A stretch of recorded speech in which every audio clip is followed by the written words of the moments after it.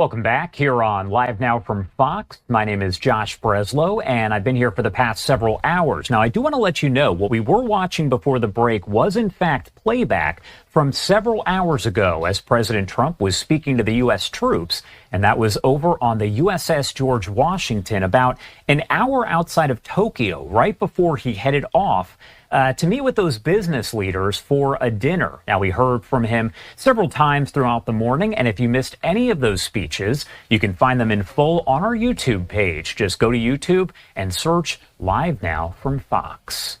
Right now, I do want to talk about the latest here on that trip by President Trump. As we do expect on Thursday, he's actually going to meet with Xi Jinping, the president of China, as he's over in South Korea. Do want to bring in Jack Burnham over with the Foundation for Defense of Democracy's China program to talk much more about all of that. Jack, thank you so much for taking the time to be here with us today. Thank you for having me. Of course. And first off, I do want to ask you the overall significance of this trip over to Asia, because we've seen President Trump stop in Malaysia, and of course, he's been in Japan for several days. So what is the overall significance? I think the overall significance is this is President Trump's first trip to the region since taking office, and it's been a key facet of his desire to strengthen American prestige and prosperity across this area of the world. From his trip in Malaysia of signing a peace treaty and multiple trade deals, particularly for rare earth minerals, and now in Japan of cementing trade ties between the U.S. and Japan, as well as signaling a broader increase in the defense arrangement between Japan and the United States and starting a new golden age of U.S.-Japan relations. So I think in terms of this trip, it's really, as the president has said, about peace through strength and ensuring that the United States is one of the key allies and partners within this region to take on increasingly aggressive and rising China.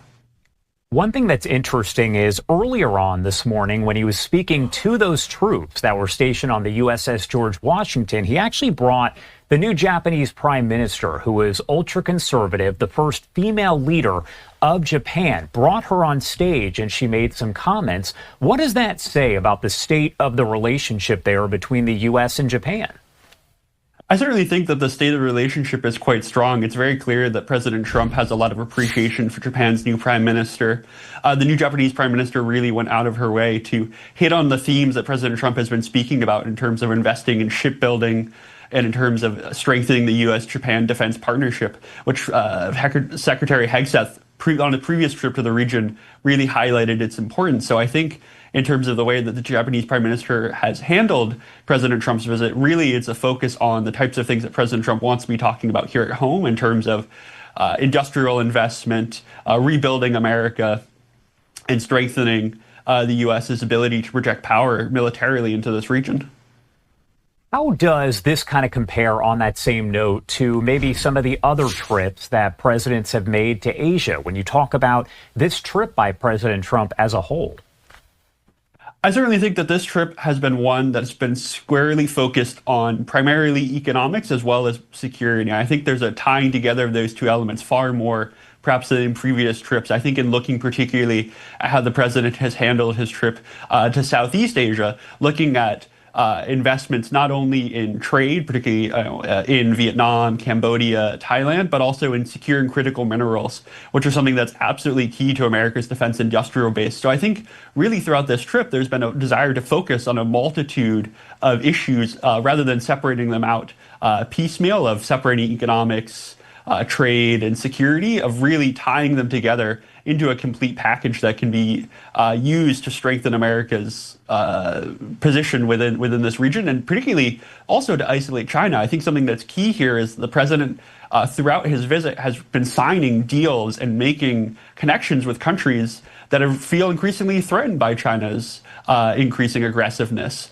And so as a result, I think President Trump has been very diligent about combining a desire to increase American military deterrence with an economic piece that's been shown throughout this trip. What do we need to be watching for on Thursday when we see President Trump actually meet with Xi Jinping, the president there of China? That is a meeting that so many people are going to be watching to see how it plays out, if a trade deal is reached. What do we need to be watching for specifically? I think it may be the case that a trade deal may be announced, but I think something that's important to note is that this has become something of a cycle of the United States and China have ratcheted up tensions with China. It's been on rare earths, although I would argue that their recent move on rare earths is far more extreme than what the United States has done previously. And then you see President Trump countering with tariffs and potentially more export controls on software-related products. So I think in this case, it will be an escalate to de-escalate situation in which both sides have really looked to maximize uncertainty and to push pressure to see how far both can take it. And I think there will be a potentially slight de-escalation, but I wouldn't say it's certainly the last piece of the puzzle when it comes to the U.S.-China relationship, and particularly President Trump's relationship with Xi Jinping. What about when we talk about North Korea? I'm not sure if you can speak on this, but does it appear that he could potentially meet with the leader of North Korea as all of this is unfolding as well? It's unclear whether President Trump will meet with North Korea's leader. Throughout the run-up to the trip, President Trump had speak about potentially meeting or reopening talks with Kim Jong-un. I think he sees, certainly in President Trump's first term, there was a focus on dealing with the North Korean issue. But something I think that's clear to note is that North Korea has certainly been far more aggressive and bellicose as of late with a massive military parade held in Pyongyang, which invited both Chinese and Russian and Vietnamese delegations to that parade as well. So I certainly think it's a case in which President Trump might desire to reach back out to Kim Jong-un.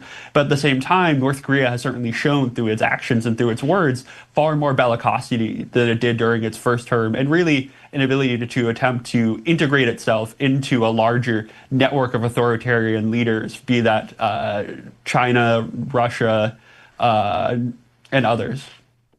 Which do you think is more important at this point when we talk about the U.S. and China? Is it the TikTok deal, or is it really about trade? I would argue that I would think they're all facets of a similar narrative. I think the Chinese certainly don't necessarily see separation between these issues, and I would argue that President Trump may not see the same separation between these issues either. I think the Chinese view each issue, whether it be trade, export controls, TikTok, as bargaining chips towards dealing with rising U.S. pressure. And I think for President Trump, he may view it similarly in looking at how do agreements on TikTok, trade, soybeans, export controls, how do all of those interact to achieve what President Trump is looking to achieve? All right. Jack Burnham, thank you so much for taking the time to join us here and help break down this trip. Of course, all eyes are there in Asia as we wait to see what does happen next and how that meeting plays out. Anything we missed? Anything you want to make sure to add here before I let you go?